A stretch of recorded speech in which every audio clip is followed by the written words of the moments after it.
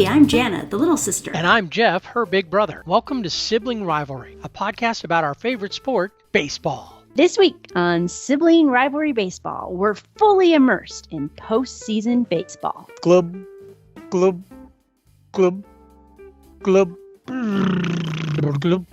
While we towel off, check out these SRBB headlines.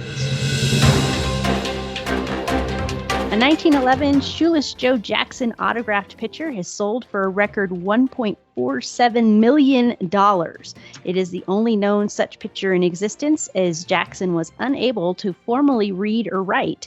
Christie's auction house said it was the highest price ever for a signed sports photo.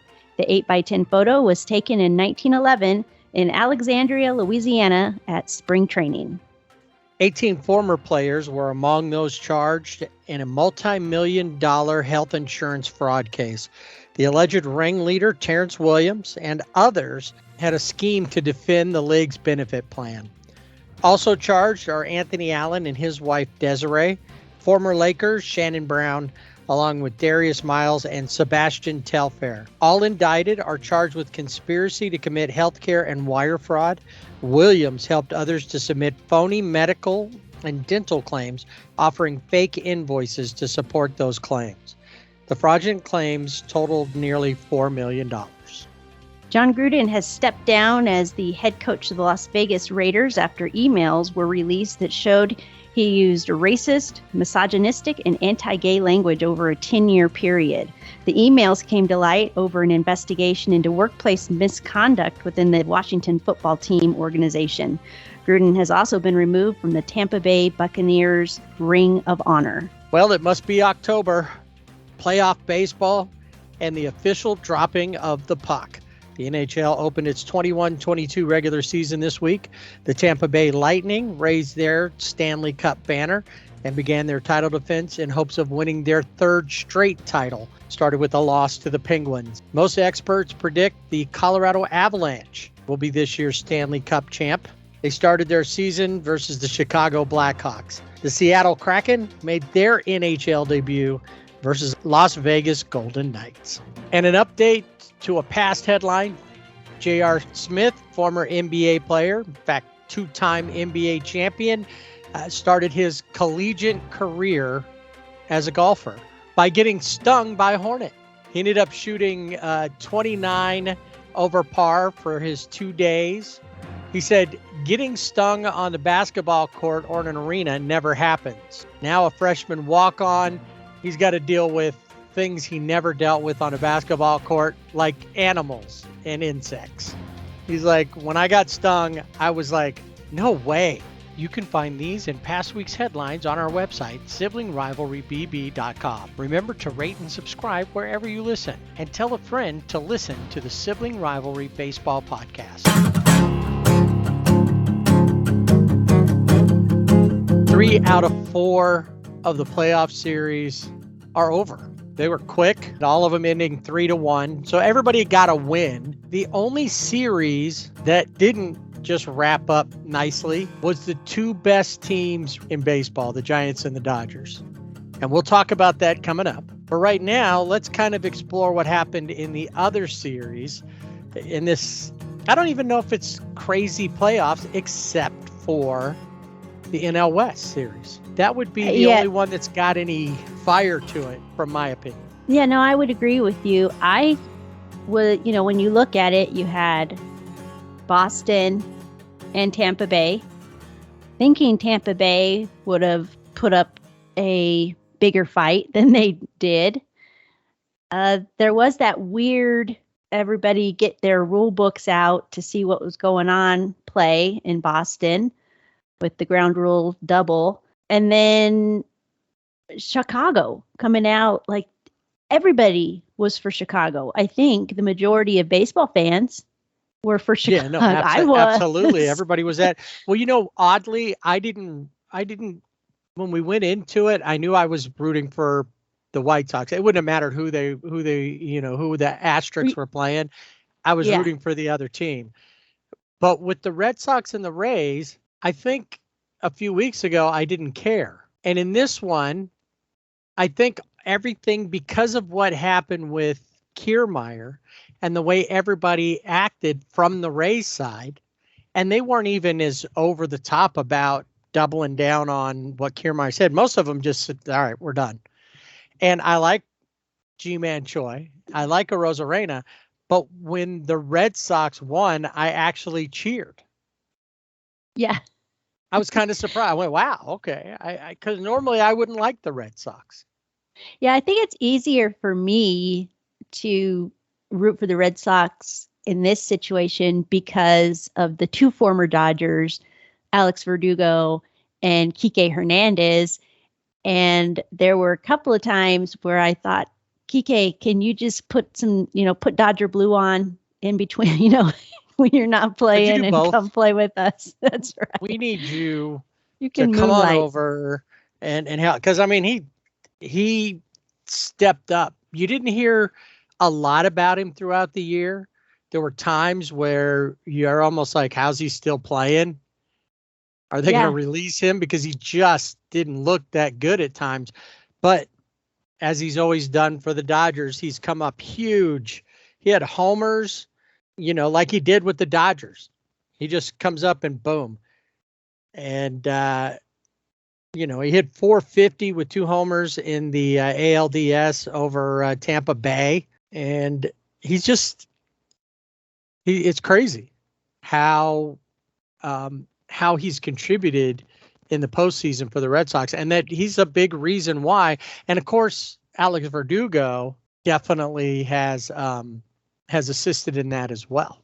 Yeah, Alex Verdugo in this, just in the postseason, he's had, 6 RBIs. He had a home run. This is the entire, I think it includes the wild card too. So with these stats, but they've come up big, and I don't know, it's nice to see guys that you rooted for before that were on the Dodgers and, see him do well, especially like Kike Hernandez, because Kike was really big in the postseason last year for the Dodgers.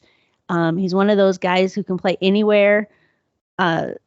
But now he's got like a solid position, and that's what he needed, I guess. But, so I was happy to see the Sox win. Although now the question, who is the bigger cheater when we get to the ALCS in the Red Sox and the Asterix, the American League Cheater Series? That's what I'm calling it. I think that the Astros should be afraid of the Red Sox from the standpoint that Alex Cora, knows all about them. Yes, he does. And he's the one that was kind of a big part of the architecture of the cheating scandal. Yeah. He helped put a lot of that together. Yeah, he was in the at the table. He was one of the masterminds, I guess you could say. So the cheater minds. The cheater minds, yeah, not master. Cheater minds. I think, how do you besides the cheating angle on this, and didn't a couple of White Sox players call out and say that they felt like the Asterix were cheating? Yeah, one of their pitchers, a relief pitcher, came out and said that he felt like Astros had something going on at home, not so much on the road, but at home. And this was said after the White Sox had beat the Asterix 12-6 in that third game. So he was like, something's up, because they were really good at home, but then they got, here to Chicago, not so great. But then it did. I don't know if it worked against the White Sox to have all that talk, because then the Astros were like, oh, we're not good in Chicago, we'll beat you 10-1 and win the series. And there was no, in that series, to swap over from the other one, in that series, there was really no close games. I mean, the Asterix won by 5 in game 1 and in game 2. They lost by 6 in game 3 and then won by 9. There wasn't any at any point where there was like it didn't seem competitive in any of those games. And as No. we've seen throughout the season and throughout the playoffs, it's not unlike look at the the Dodgers and the Giants, some of the scores there, where one night one team might go off, the next night can't hit at all. And both of these teams scored some runs, with the exception of the White Sox in game 1 and game 4, only scoring 2 runs between the 2 games. The Asterisks put it to the White Sox, and it makes you wonder what really happened. Now it makes it look like the White Sox were the beneficiaries of a weak division in the Central. Yeah, it certainly does, because they had the one game that was exciting for the White Sox fans, that 12-6 game, but that's it. They pretty much rolled over. I mean, especially when you have 2 of the best closers in Liam Hendriks and Craig Kimbrell. They both ended their postseason with a 9 ERA. Hendriks had 6 strikeouts over 3 innings. Kimbrell had 0 strikeouts over 2 innings. So not great showings from, these pieces, especially Kimbrell, because they traded for him. Right. And they traded. And it looks like, too, that this is not, we should have expected this if we looked at the season, because the White Sox lost the season series to the Asterisks 2-5. They out of the 7 they played, they only won 2 of those. So the Asterisks had their number. Now, like you said, we go on Asterisks, Red Sox. So the Asterisks are just playing Sox team. They just changed colors. Right. They went from white to red, and that's it. It's be a good series. And you got some heavy hitters on the Red Sox. So JD Martinez was back and helped in that 14-6 win. I think that was in game 2. And that just kind of, after that, the Red Sox were on their way, and it doesn't hurt that they were playing in Fenway. The Asterisks big guns all played well during their series. Cheaters or not, it's going to be tough to play somebody who knows your tricks. And you have a different group of guys. You got a bunch of scrappers in Boston. And while I don't necessarily want to see Boston go to the World Series, I would be okay seeing a rematch of the Dodgers and the Asterisks if there was a guarantee the Dodgers would win. Right. Yeah. There has to be the guarantee. The script has to be written and signed by both sides. Yeah. Because that's always the that's kind of iffy. I don't know. So that one, I wouldn't be surprised if the Asterisks come out of that. But I think this is going to be a tough series. It's not going to be a 3-4 win, 3-win series. I mean, and we're going to 7 games. I think that this series could go 6 or 7 between the Sox and the Asterisks. And to me, it's a toss-up. I feel like there's a little more of an edge for the Asterisks because I think they have a little better pitching overall. You don't only they have Nathan Eovaldi, who's been he's I'd almost just pencil in that's one win for the Red Sox. But you've got Greinke, you've got McCullers, you got Framber Valdez, and if you look at it through all that, McCullers had a .84 ERA in their series. Framber was got beat up a little more, but still, you never know. And then Graverman out of their bullpen has been pretty fantastic. So, Ryan Presley as well. So they seem to have a more cohesive structure. The question is you never know. Are they still cheating? Yeah. It I always think, comes up, even if they're not, even if they are the better team. If you can get past all of the other crap, you look at them and you go, wow, they're a great team. Just looking at numbers, if you had no names and didn't know what team it was. yeah, you would say, wow, these guys are good. But that's always in the back of of your mind. Are they still doing something? Are they still up to something? I wouldn't put Right. it past them. But, Dusty Baker, he just is like, well, you need to go look in the mirror because maybe you're doing it too. Or, you know. Dusty Baker needs to just step back, shut up, and just go win it all. I think everybody would be less inclined to believe that they did it this time unless something big came out of it, just simply because it's like, wow, really? You got caught twice at Yeah, this that was, point? Or, that's not a good look. yeah, not a good look. I do. When the White Sox came out, a couple of their players came out and said, well, we think there might be something going on. We don't know. But Peter Gammons, who's been around a long time writing about baseball, I think probably at this point needs to retire, said, uh, basically paraphrasing, if it's not true that they're doing anything, then the White Sox players who are saying this, they need to go to the Astros clubhouse and apologize. Well, he got eaten up on that on Twitter because people were like, wait a minute, did the Asterix go to every clubhouse and apologize to every single team in MLB? No. So, yeah, it's just one of those things that you just never know. They're just sneaky, especially with Altuve and Correa. And Bregman, you just don't trust them. Nope.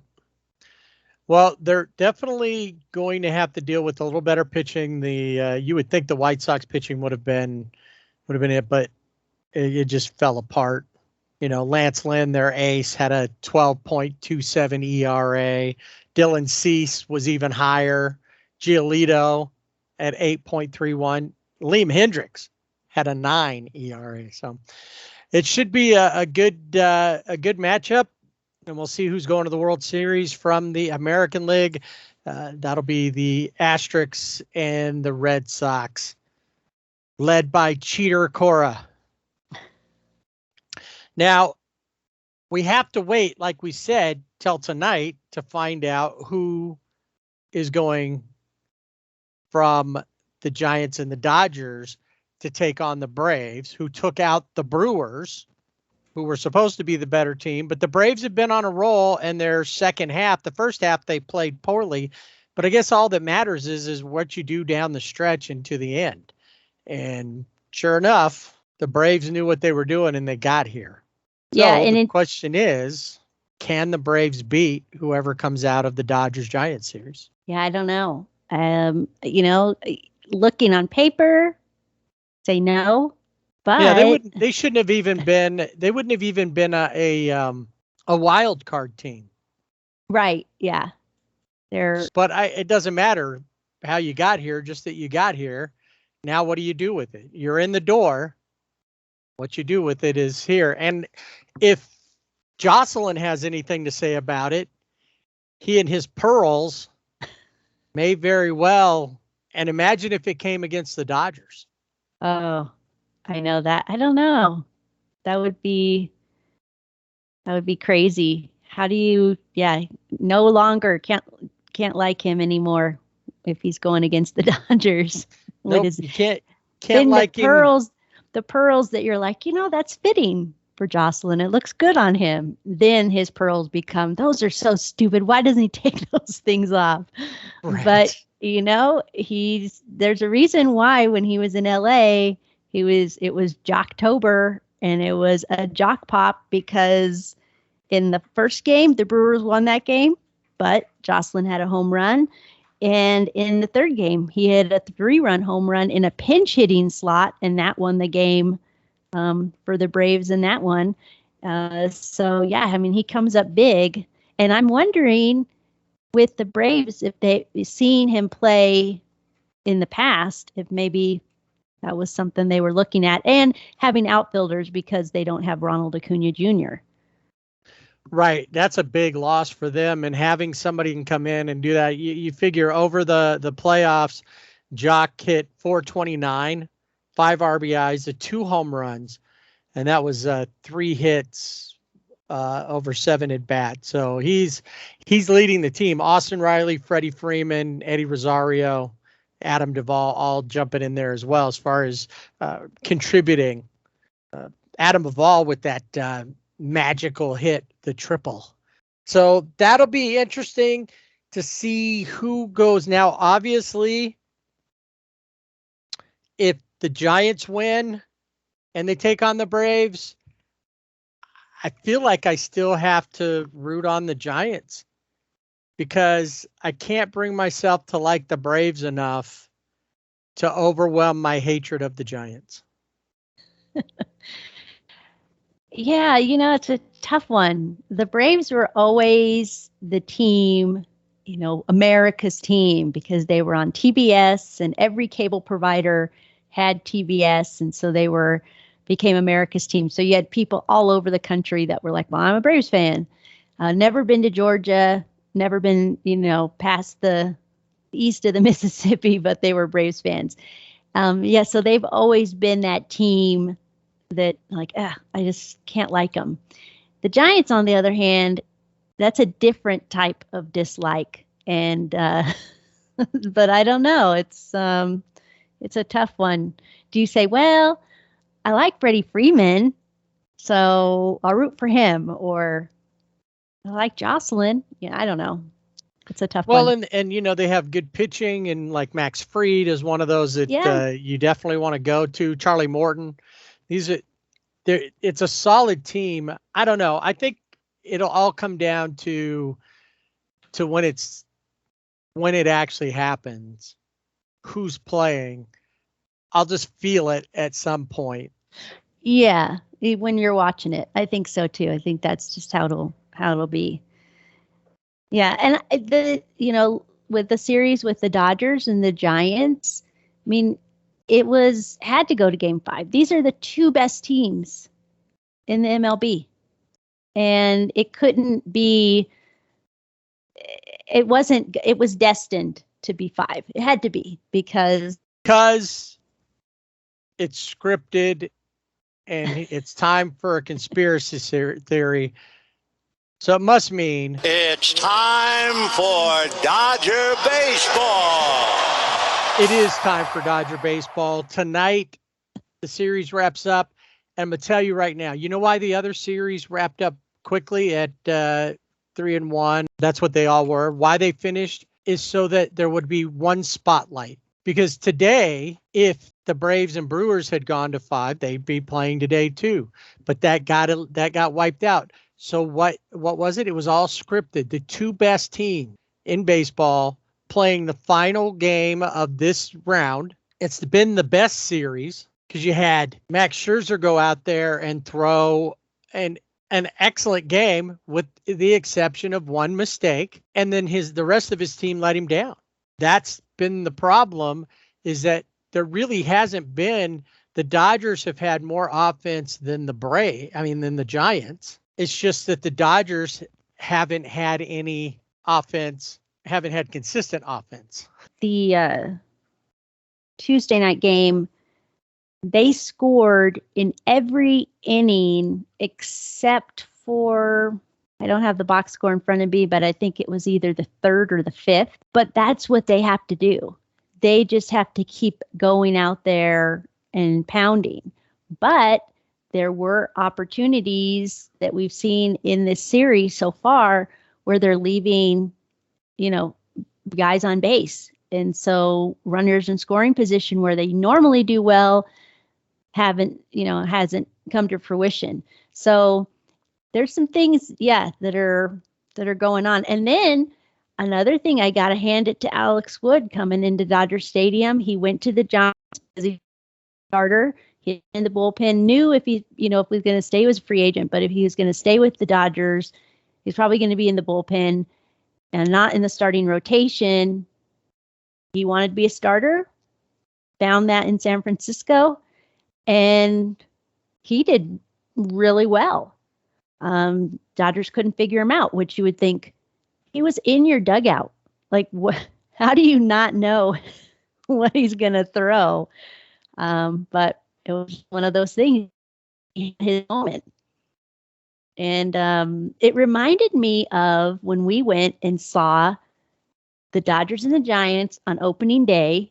Now, the weather was super nice. It was a lot nicer than it was in the game, in the 1-0 game that the Giants won. Yeah, Monday night. But sometimes, like when that home run was hit, because the Giants won that opening game we were at 1-0. And I know when the Giants I don't remember who hit the home run, but it was like, was that a home run? Oh, all right. It was just one of those games, kind of, it's exciting to be there, but it was just weird. I mean, the people on the field, the bat girls, the ball girls and the bat boys were chasing trash and picking up trash more than they were getting balls and bats. So it was just a weird atmosphere. I mean, you live in the area, so give us the weather report for that game, because it was weird. Well, that game we had Santa Ana winds. Typically, Santa Ana winds heat things up, but the way the winds were, it actually cooled us down, which we were all happy about, because it's just we haven't really had like some real fall weather. Like last night, it dropped down into the upper 40s for the overnight, which normally is a couple months away. We were, we've been in the 50s on the overnights, but it's been, for most of these games they've played, it's been a lot warmer. So, and then with the wind blowing, it knocked it down, which couple things. I don't know why this popped in, so I'm going to do it. It's a non sequitur, but there was a thing we forgot to mention last week about rules in the playoffs is no more ghost runner. So the ghost runners weren't being blown around in Dodger Stadium because, number one, there was no Zinnings, although we could have got there. And then that brings me to how we didn't get to Zinnings in Gavin Lux, in that he's been fine hitting overall, but he came in, pinch hit in that game and hit a long ball that maybe should have gone out. Maybe it wouldn't have gone out. We don't know. The wind grabbed it. And the minute he hit it, he had his hand out like, that's gone. It's out of here. And then when it got kind of pulled back in and they caught it for the third out, they kept going to him. The camera kept going to him. Was it TBS? And he had the look of disbelief on his face, as if they outright cheated. It went out, but somebody grabbed it and put it in the glove of the outfielder. Yeah, he had a really shock. Yeah, he looked really puzzled. He had his hands on his hips, like, what is going on? I saw that later. I saw it, but I had just turned it off by that after he hit it and it got caught. So I saw all of his reactions. And it would have been awesome. I said, I hate Gavin Lux. You did. There's things and I that was thinking, does. he hasn't been too bad. And I'm normally the one who would have said what you said. I don't like his attitude. He's out there. He doesn't play like he's a rookie or a second year player now. Yeah. He debuted in 2019. I'm fine with him as far as like go out and play. He hits pretty well. He's been serviceable most of the places he plays, but there's not really a place for him anymore. And he's still, they're working with him. They want to keep him around. They're putting him in different places, but it's just his attitude. It's this I'm great attitude that he walks around with. He hasn't earned it yet. He hasn't gone out there. He wasn't rookie of the year material at any point. So why does he act as if, because he came up with the pat my head to say we're dunking on the pitcher? everybody else is doing the handshake for barrels are overrated. And, he puts a little dribbler past the second baseman. He's still patting his head. I dunked. No, you didn't. Yeah, Did it. I've always had that issue with him. He just seems like everyone should love him and he's great and look at me. His cockiness is beyond. It's too much. Yeah. I mean, there's guys that are, cocky and they've always been that way and you can get past that. But he just, I mean, he's had some good hits in the series, those last two games, but I don't trust him in the outfield. That's well. Think about who would we be playing in those spots if Lux wasn't here? Cody Bellinger, Chris Taylor. No, like off the bench. Kike would have been that guy. Off the bench. Yes, Kike, of course. Kike and that's could why play second. He could play center. In fact, he's been playing center field for the Red Sox.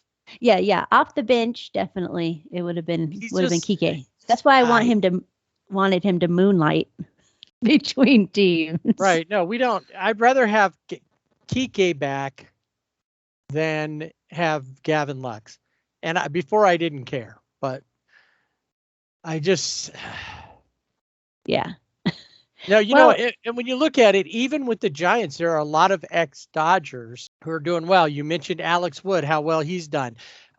Jake McGee, not as great. However, he's a lot of the reason why they're here because he had a great. And they're one of those teams that when the guy that was closing for him went down, out of the earth came this rookie, Camilo Doval, who in that game, 2 innings worth of the heart of the Dodger lineup and stopped him.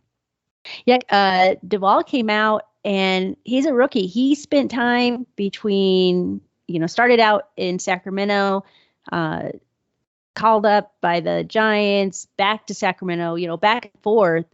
And for him to come into a postseason game and pitch the way he did, and it was like, it was not, if he was nervous, you wouldn't have been able to tell.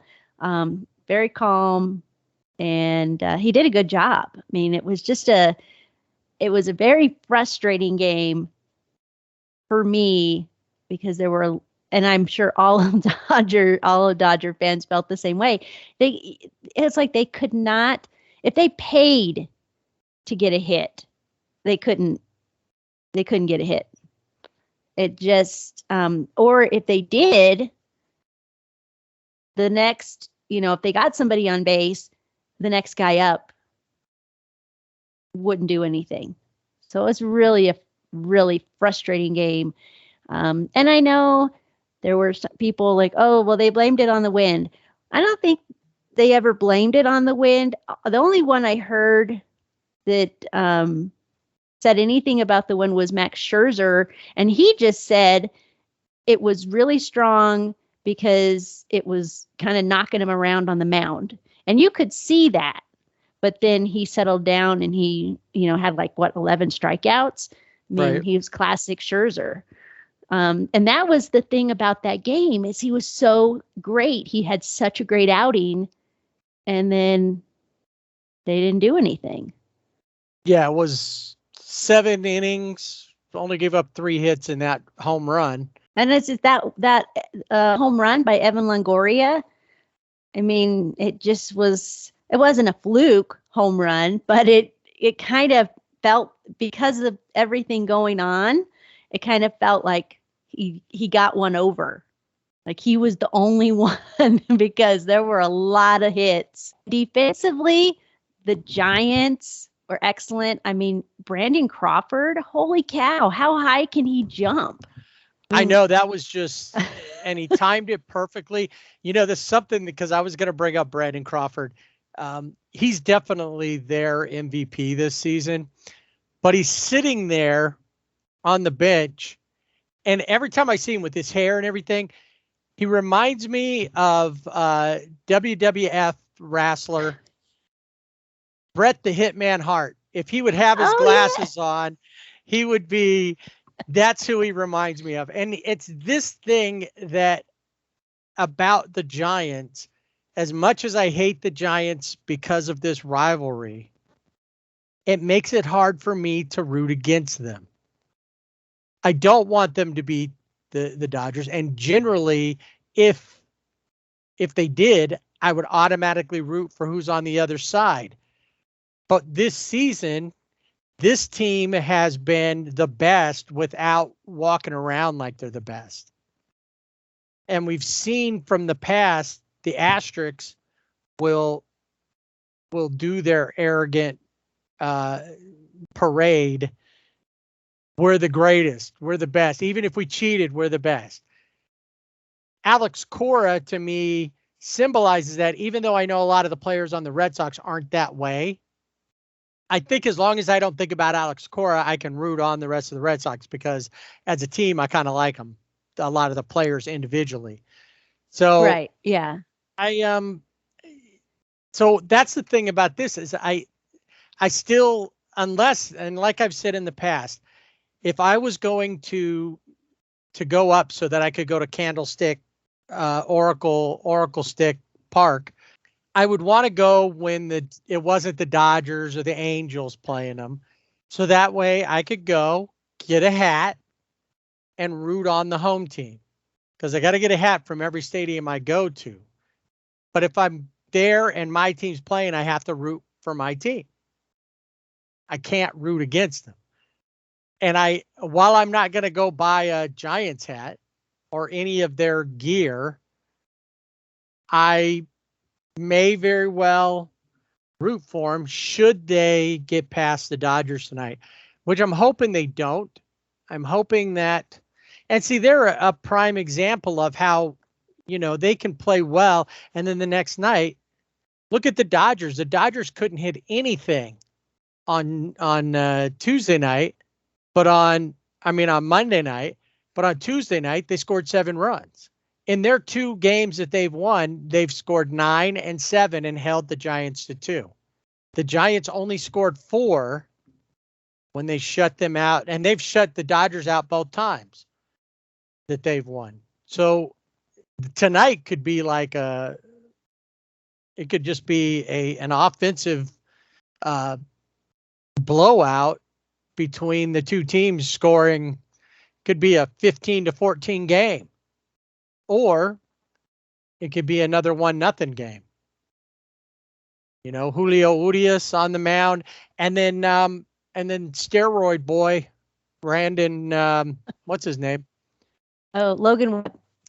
Oh yeah, Logan, not Brandon. Logan Webb. Well, Brandon that name Walsh. Brandon has been in the news lately for other reasons, but You know who he reminds Logan me of? Webb. The guy, he turns out to be kind of a bad guy in Breaking Bad. Yes. He reminds me of that guy. Yeah. What's his character's name?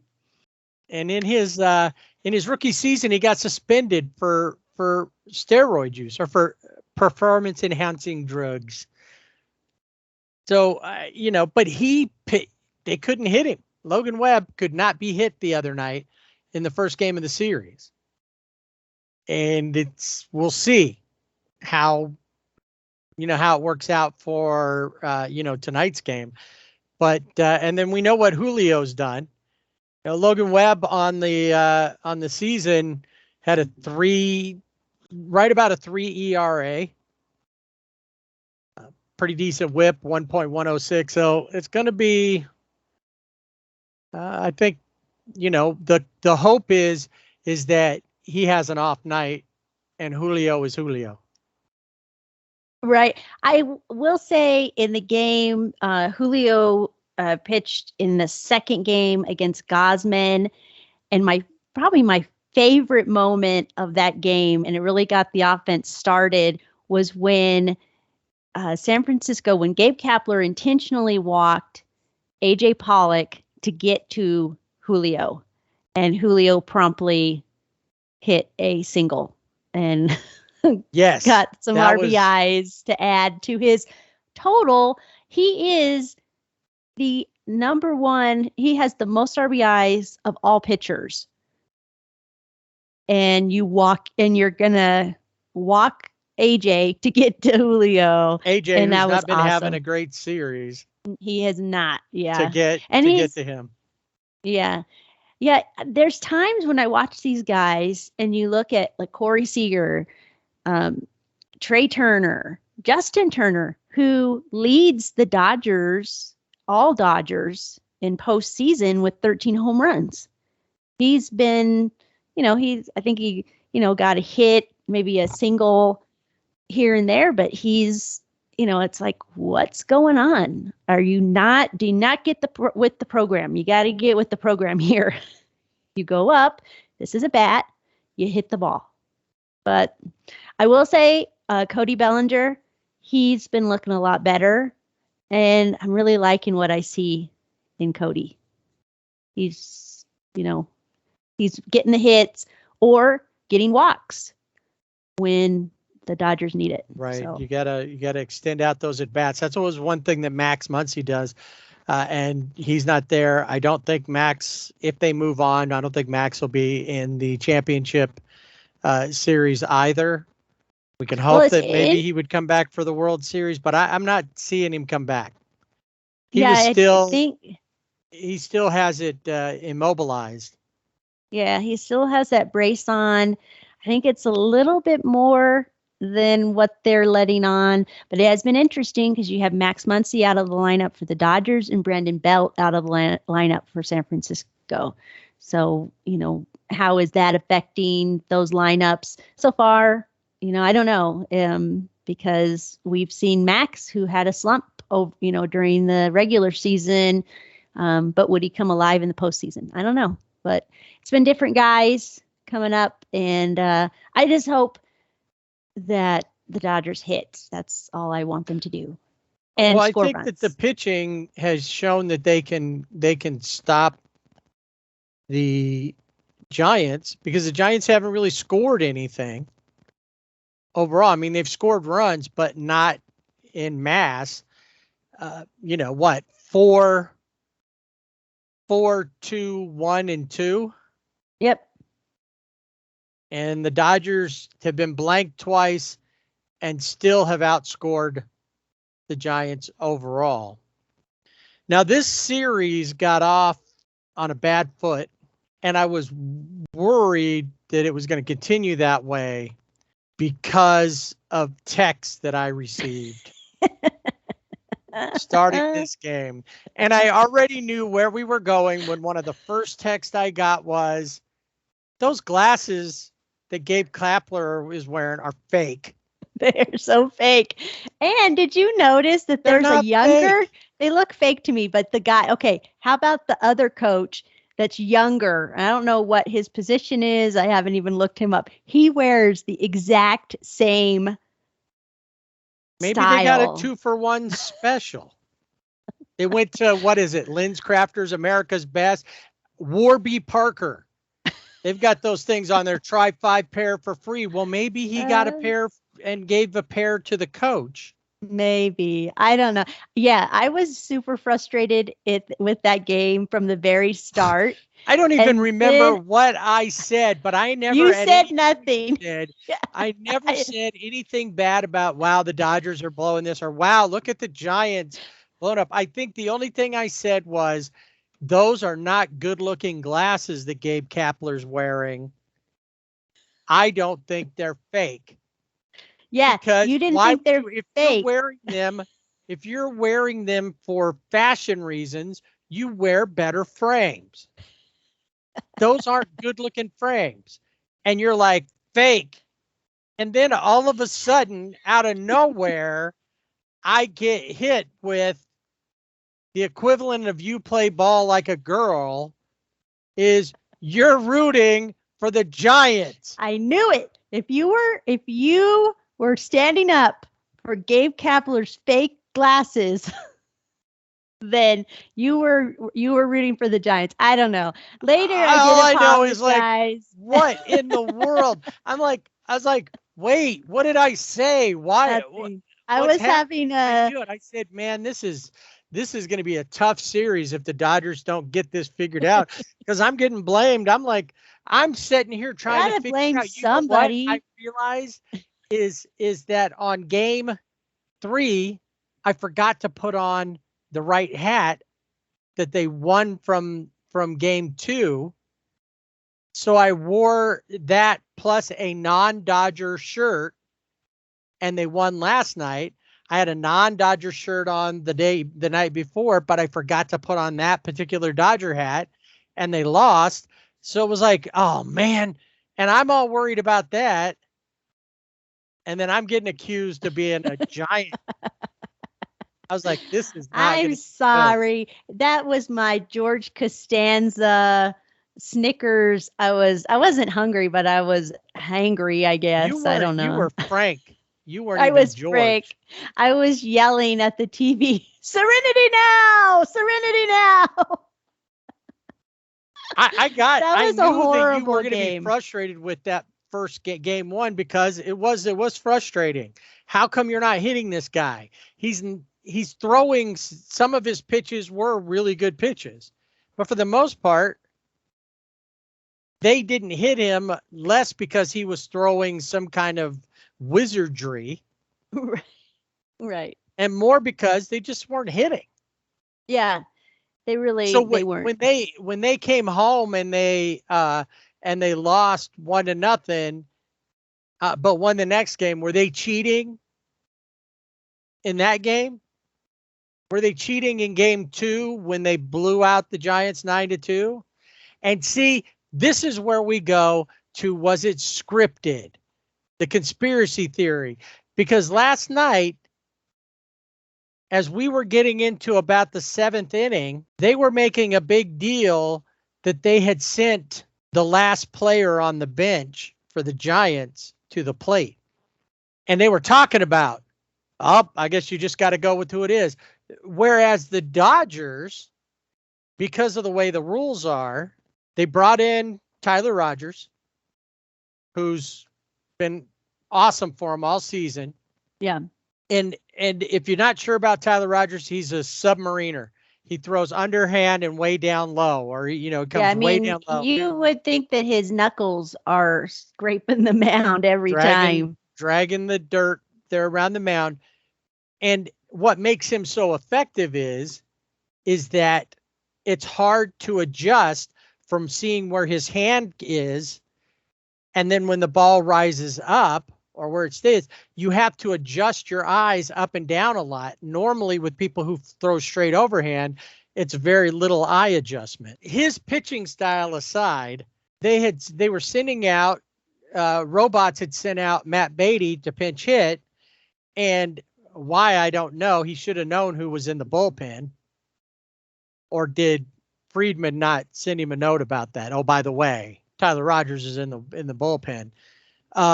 He sent him out there. Well, the minute that the pinch hitter is announced, as long as they're not announced, you can pull them back and they're still good.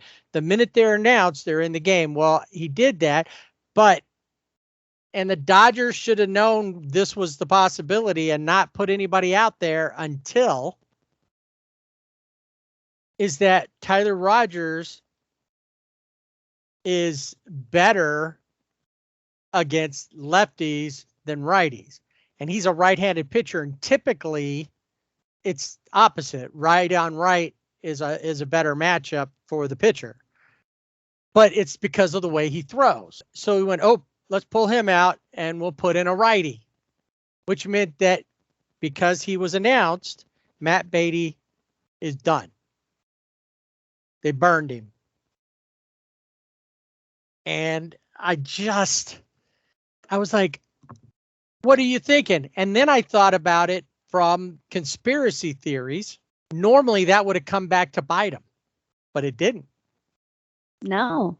And they were making a really big deal about Gabe Kapler using his final bench player with still like 2 innings to go. So were you giving up at that point? The Giants are capable of coming back. They came back a lot this season. They could have it wasn't like they were out of reach. They had 2 runs. They could have scored 6 and won the game.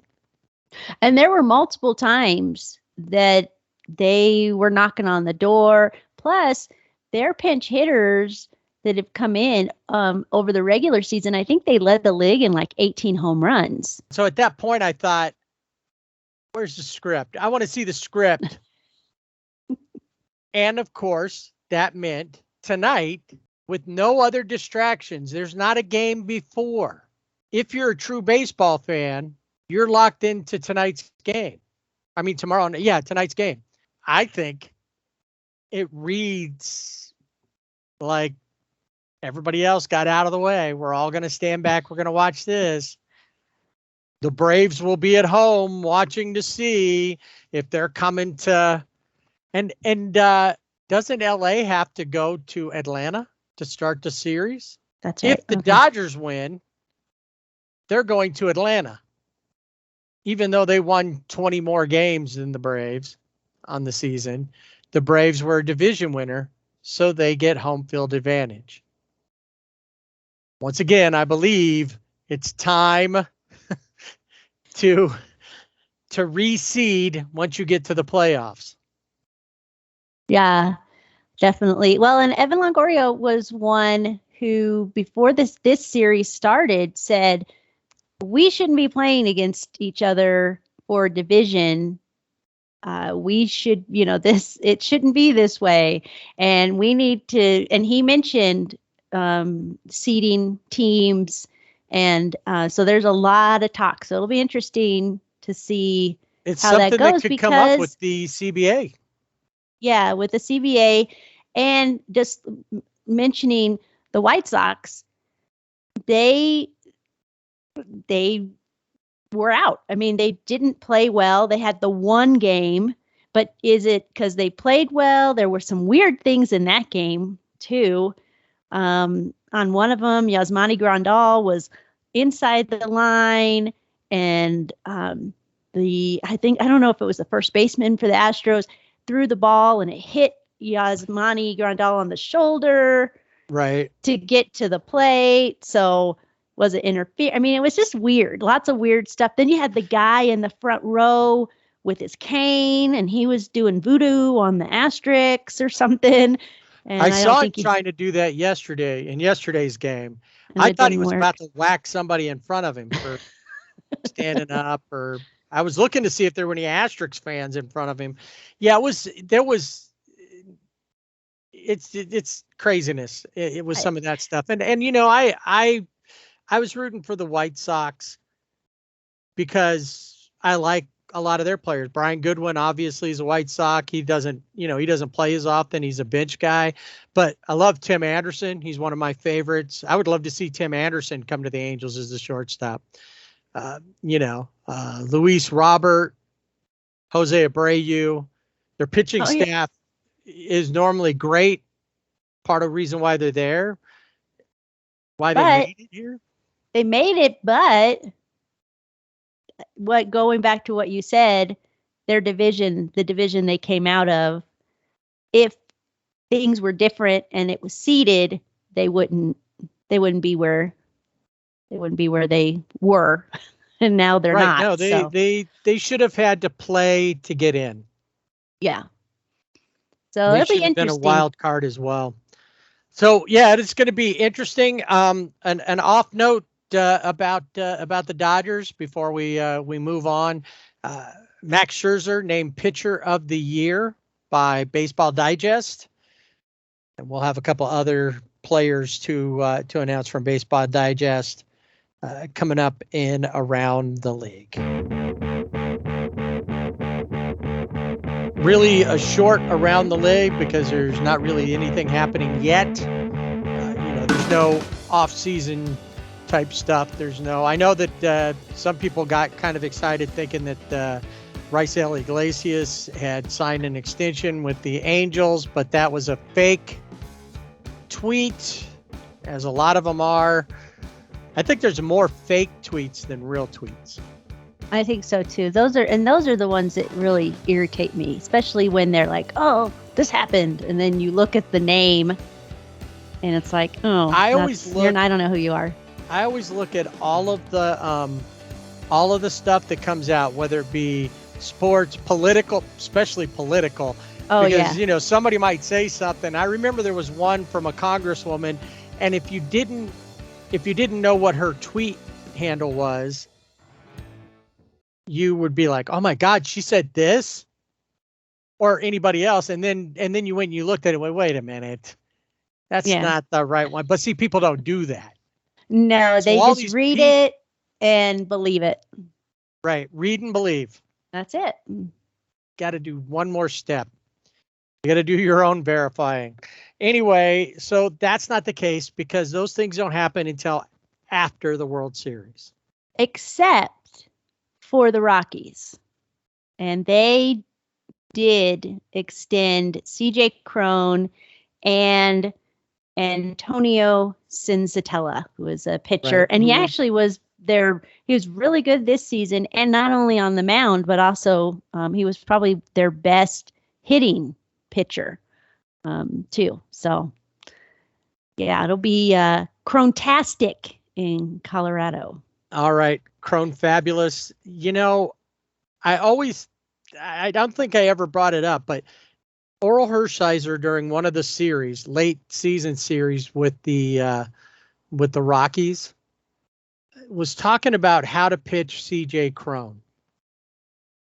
And he said, you got to look at CJ Cron. He's a really tall guy. He's what, 6'5" I think. Yeah, I think so. And he said, you gotta pitch him low, and to make him continually change his eye level. And I noticed that when whoever was pitching pitched him low, maybe low and inside, not so much low and outside, but kept it, plate in, they were pretty successful against him. He's got to beat that, but he stands kind of upright, like Cody Bellinger stands really upright. So by doing that, it just made a lot of sense. I'm like, are you sharing this information with other Dodger pitchers? Oral Hershiser? Yes. And some did it, some didn't. But you could see when I saw him play, even against other teams, when they could keep the ball low on him and make him continue to adjust in the at-bat, he was beatable. Oh, yeah. I like him. I always wanted him to do well. He was an angel to start, and I really liked what he did. But, he just he was a victim of those kind of things. And if people aren't going to pitch him there, if you know that you have a, what was it, League of Their Own? She likes the high fastballs. Right. She can't hit them. She can't lay off of them. That was the thing. You go and you hit there and make them fix that weakness. Then let's see, Shohei Ohtani, surprise, surprise, won his first postseason award. Other than what he got from his team, he was Baseball Digest Player of the Year. They're all-around Player of the Year.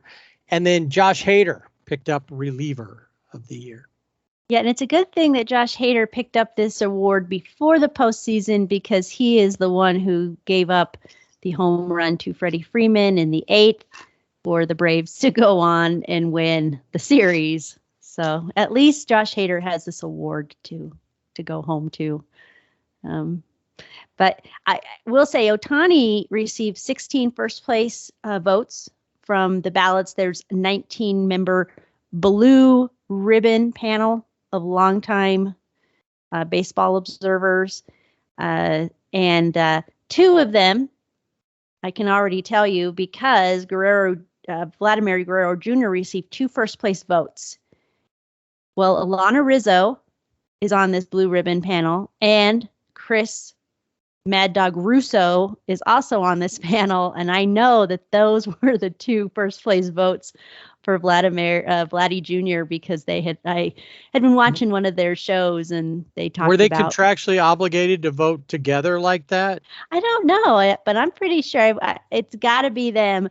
I always wondered about Chris Russo because High Heat was always his show, period.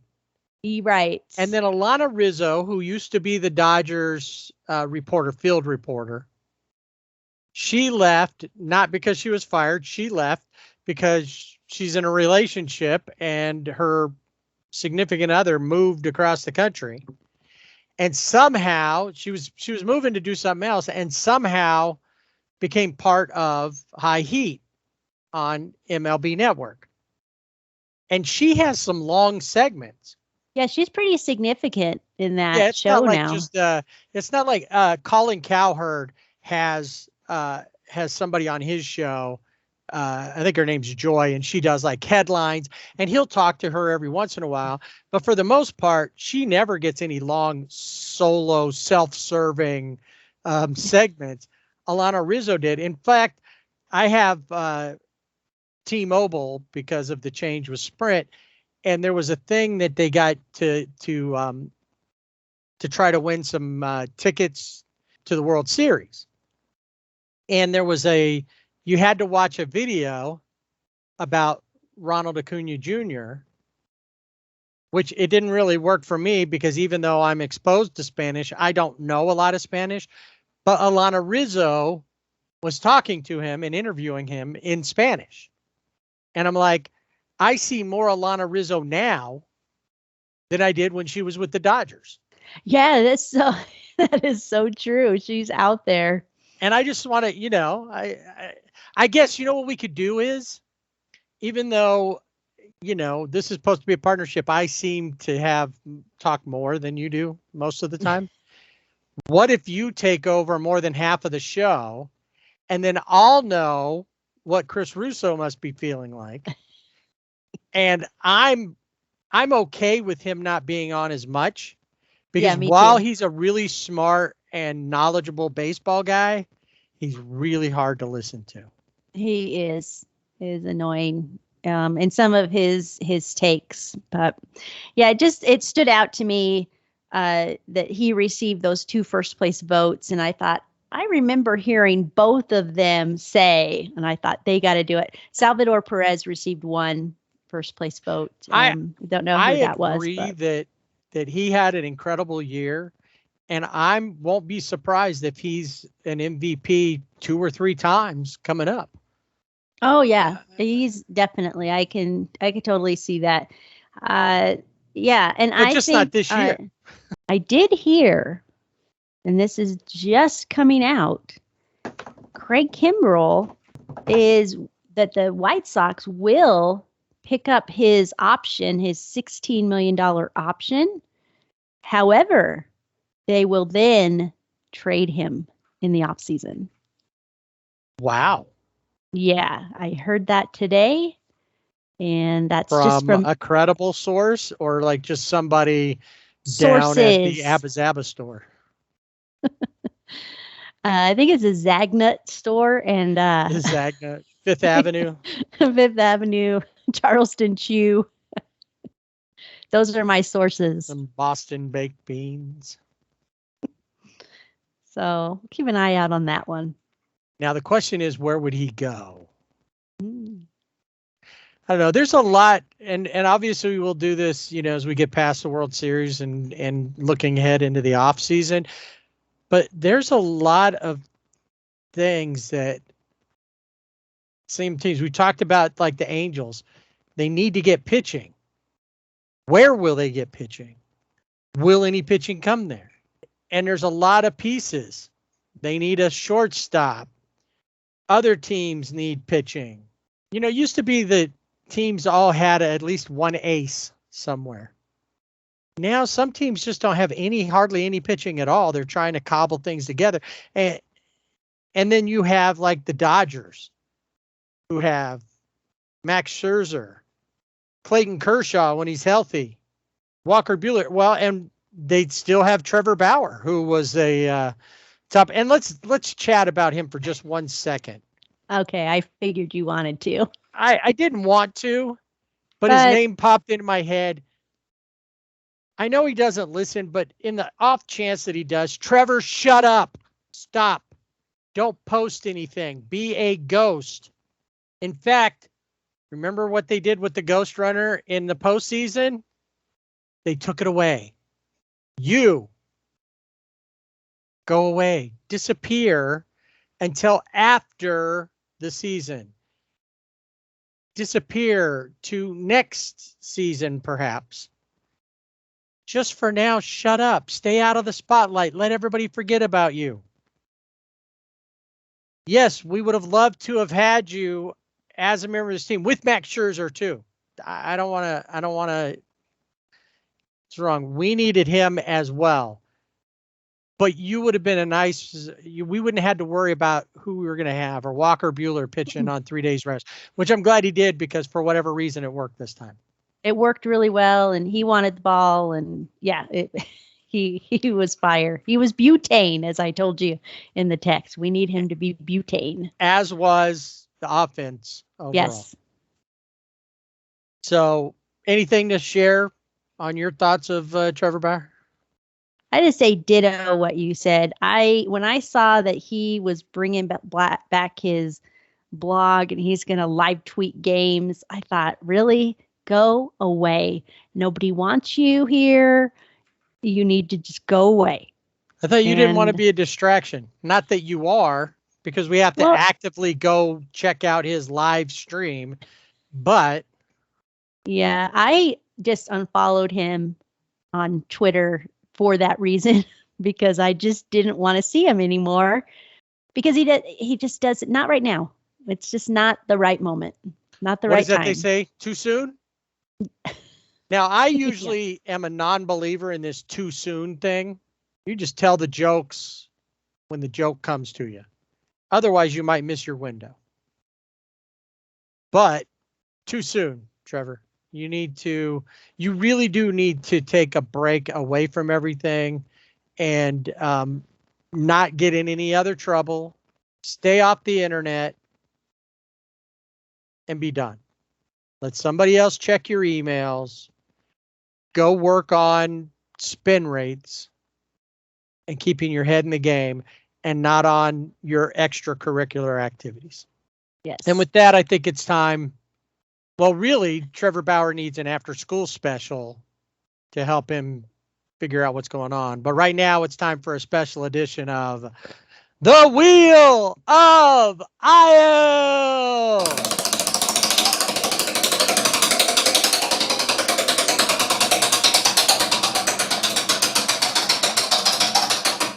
Only 2 names on the IL. One is maybe, not sure, haven't made a decision yet, but that would be Lance McCullers Jr. He was supposed to start Game 4, but he was pulled because of right forearm soreness. So going forward, will that affect the championship series against the Red Sox? And then the Braves have Jorge Soler, their outfielder, has COVID, and he will be out for, I would say, the series with, whoever they play, because it's a 10-day quarantine. Oh yeah, he should be out.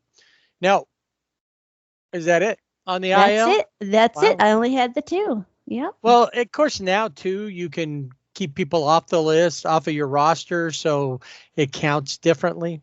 Right. I gotta say, I really liked last year's playoffs from the standpoint of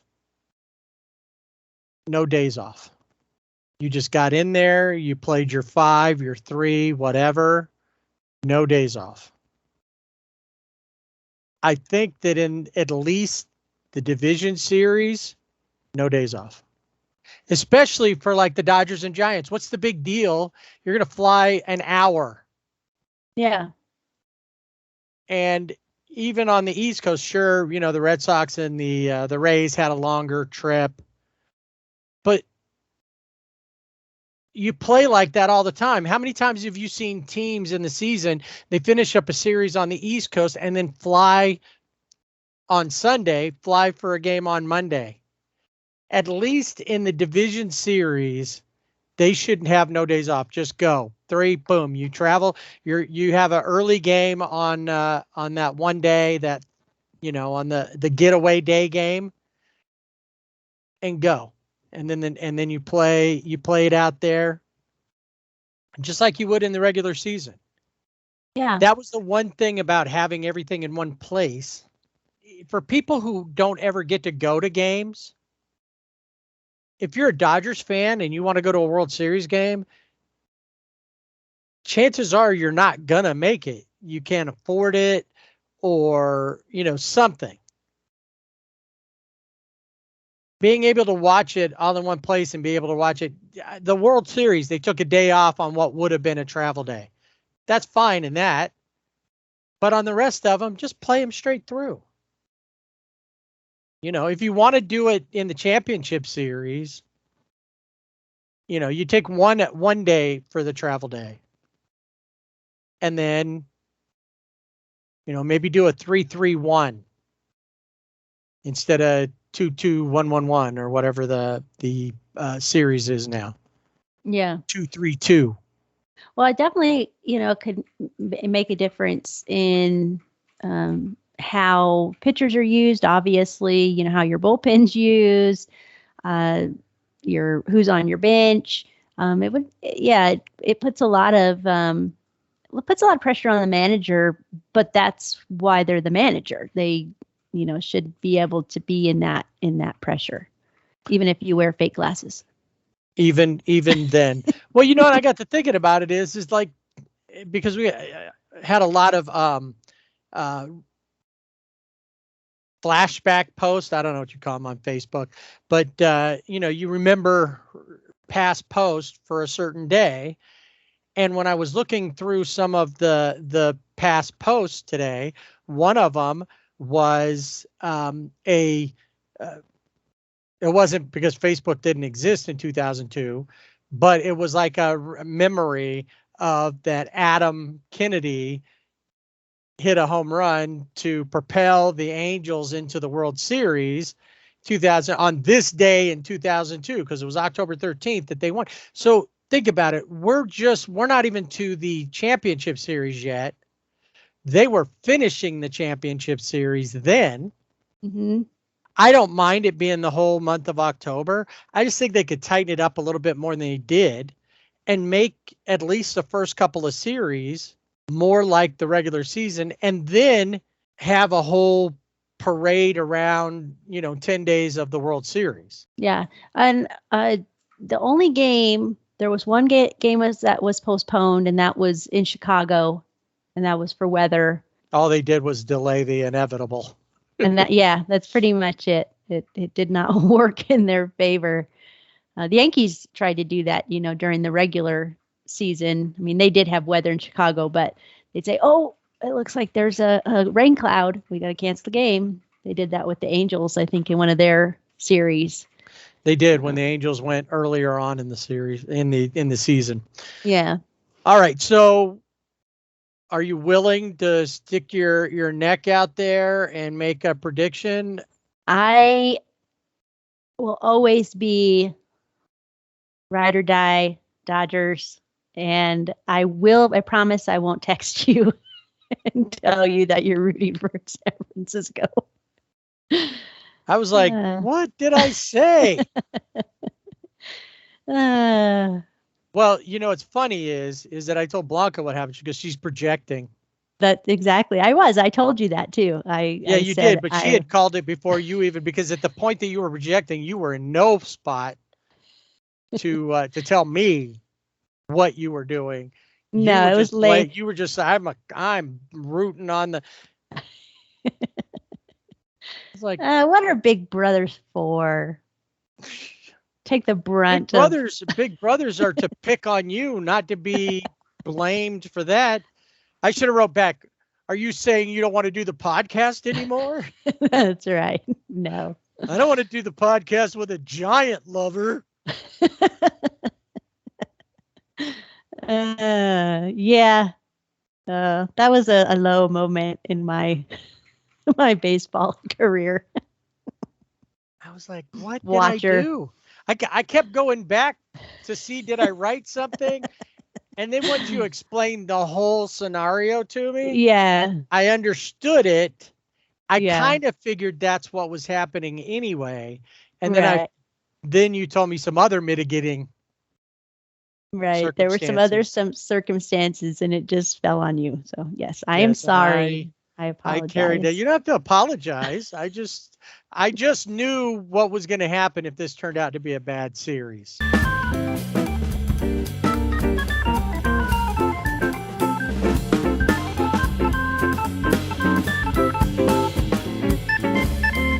And that'll do it for this week's Sibling Rivalry Baseball podcast. Remember, you can find us on our website, siblingrivalrybb.com, and on Facebook and Instagram at Sibling Rivalry BB. We're also on Twitter at Sibling Rivalry BB without the A. Email us, show@siblingrivalrybb.com. We'd love to hear what you think, so subscribe and rate us wherever you listen to our podcast.